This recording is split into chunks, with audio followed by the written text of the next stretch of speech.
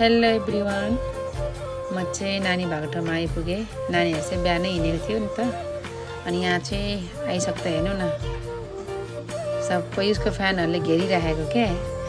अनि फोटो खिच्ने, टिकटक बनाउने गरिराखेको रहेछ।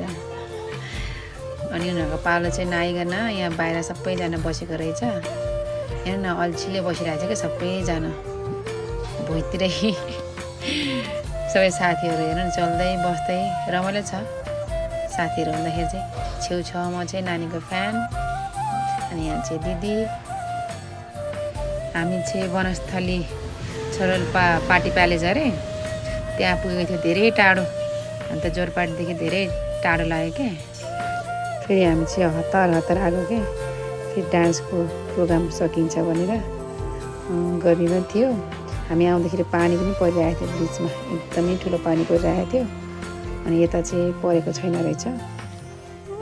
एकछिनमा त कस्तो गर्मी के, नानीहरू पनि भित्र बसेको हेर्नु न, बाहिर चौरीमा बसिरहेको थियो। आउँदाखेरि त एकदम गर्मी भएर भित्रै बसिरहेछ। उनीहरूको पालो चाहिँ सक्यो हेर्नु न, सकेर अनि गर्मीले आइसक्रिम खाने अरे छेउमा बिकमार थियो, त्यहाँ चाहिँ सबैले आइसक्रिम खाँदैछन्। उनीहरू चाहिँ सबै सिलेक्ट भएको छ है।